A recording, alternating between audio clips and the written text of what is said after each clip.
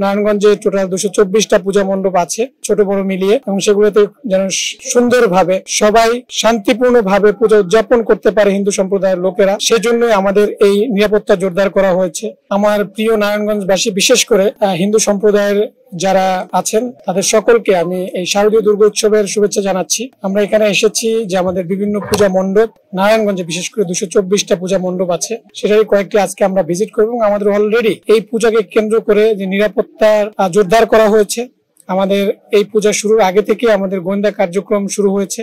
আমরা অলরেডি আমাদের টহল কার্যক্রম বৃদ্ধি করেছি, বিভিন্ন পূজা মণ্ডপগুলোতে ভিজিট করা শুরু হচ্ছে, তাদের সাথে যোগাযোগ স্থাপন করা হচ্ছে।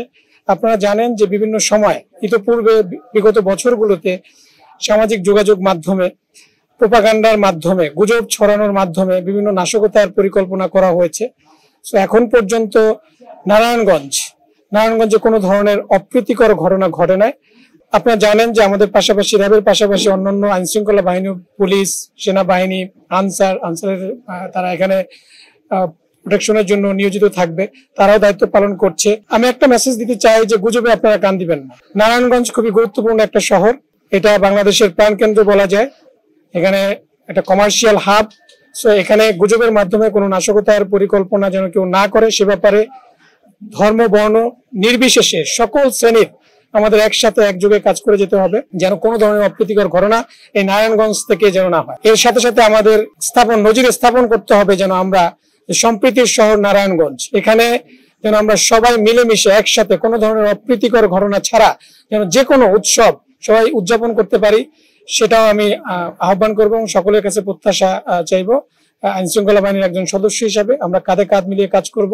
সো এখানে আমি দেখলাম যেখানে আমলাপাড়া যে পূজা মণ্ডপটা অত্যন্ত সুন্দরভাবে করা হয়েছে, এবং এখানে যেটা শুনলাম যেখানে পাশে একটা মসজিদও আছে, এবং তারা অত্যন্ত সম্প্রীতির সাথে নিজেরা মিলেমিশে খুব সুন্দরভাবে যার যার ধর্ম এবং প্রত্যেককে সম্মান দিয়ে কাজ করে যাচ্ছে। এরকম যেন আমাদের প্রত্যেকটা জায়গায়, আমাদের দেশের প্রত্যেকটা স্থানে যেন আমরা একইভাবে কাঁধে কাঁধ মিলিয়ে সকল ধর্ম নির্বিশেষে আমরা যেন একসাথে কাজ করতে পারি, একসাথে থাকতে পারি, একসাথে আমরা যেন আমাদের ধর্মীয় উৎসবগুলো উদযাপন করতে পারি, সেই প্রত্যাশা ব্যক্ত করছি। দেখেন, এই চুরির বিষয়ে প্রত্যেকের ব্যক্তিগত জিনিস কিন্তু রক্ষার দায়িত্ব, ব্যক্তিগতভাবে সতর্ক থাকতে হবে।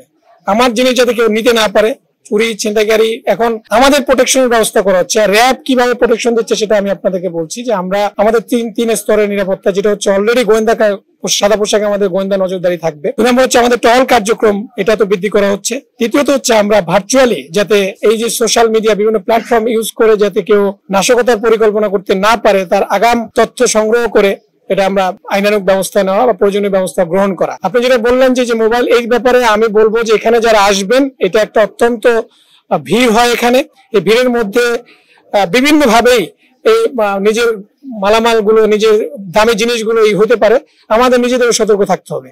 আমাদের তো প্রোটেকশন থাকবেই, এখানে আনসারের সদস্যরা সার্বক্ষণিক ভাবে এই জায়গায় নিরাপত্তার জন্য থাকবে, পুলিশের লোকজন থাকবে, আমরা আমাদের টহল কার্যক্রম থাকবে, আমাদের সাদা পোশাকের লোক থাকবে। অবশ্যই সেই ব্যবস্থা গ্রহণ করা হবে। এরপরও আমাদের নিজেদেরকেও সতর্ক থাকতে হবে। দেখেন, র্যাব 11 শুধু নারায়ণগঞ্জ না, র্যাব 11 এর দায়িত্বপূর্ণ এরিয়াটা অনেক বড়, 7টা ডিস্ট্রিক্ট দেখাশোনা করছে। সো এই নারায়ণগঞ্জের জন্য আমাদের প্রায় আপনার 2টা প্লাটুন নারায়ণগঞ্জের জন্য বিভিন্ন ভাবে, এর পাশাপাশি সাদা পোশাকও থাকবে আমাদের মনিটর করার জন্য। আমাদের এরিয়াটা অনেক বড়, সো 7টা ডিস্ট্রিক্টে আমাদের দিতে হবে। এখানে প্রায় আমাদের ব্যাটালিয়নের প্রায় 500 জনের মতো এই লোকগুলো এই 7 ডিস্ট্রিক্টে আমরা দায়িত্ব পালন করবো। দেখেন, সংখ্যাটা তো হচ্ছে একটা এটা আমরা এবার কোন সংখ্যা করছি না, তারপর আবার উড়িয়ে দেওয়া যায় না। এটা ভবিষ্যৎ, তো কখন কোন জায়গায় কোন ঘটনাটা ঘটে। So far is good. এখন পর্যন্ত নারায়ণগঞ্জ নিয়ে কোনো ধরনের অপ্রীতিকর ঘটনা ঘটে নাই। 2-একটা অন্যান্য জায়গায় আমরা শুনেছি বিভিন্ন সোশ্যাল মিডিয়া বা অন্যান্য মাধ্যম, আপনাদের মাধ্যমে, বাট নারায়ণগঞ্জ এখন পর্যন্ত এই ধরনের কোনো গুজব বা কোনো ধরনের ঘটনা ঘটে নাই। আমরা প্রত্যাশা করবো এভাবেই যেন আমরা এই উৎসবটা সুন্দরভাবে উদযাপন করতে পারি।